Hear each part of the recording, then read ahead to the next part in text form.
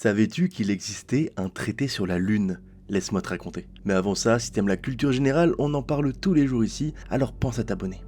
Le traité sur la Lune est un traité établissant l'appartenance de tout corps céleste, y compris ses orbites, à la communauté internationale. Il y est notamment énoncé que la Lune ne peut être utilisée qu'à des fins pacifiques et que toute activité doit y être conforme aux lois internationales, y compris la Charte des Nations Unies. Lancé le 5 décembre 1979, le traité est entré en vigueur le 11 juillet 1984. D'une durée illimitée, il est sous la responsabilité du secrétaire général de l'ONU.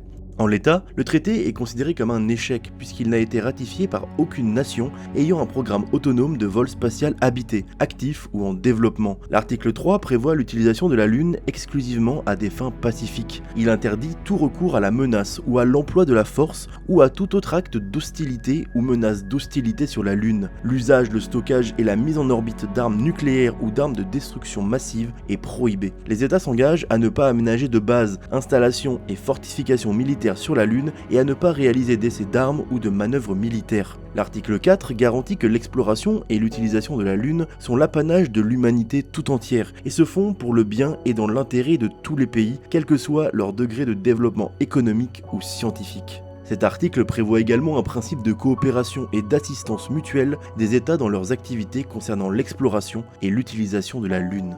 L'article 5 encadre les obligations d'information vis-à-vis du public, de la communauté scientifique internationale, du secrétariat général de l'ONU et des autres États.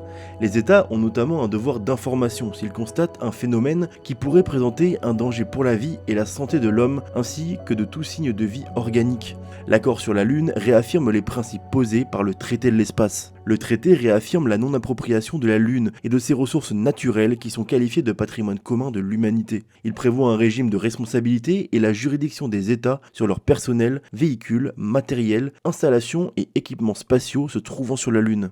La Lune est et restera un enjeu majeur pour toutes les nations du monde entier.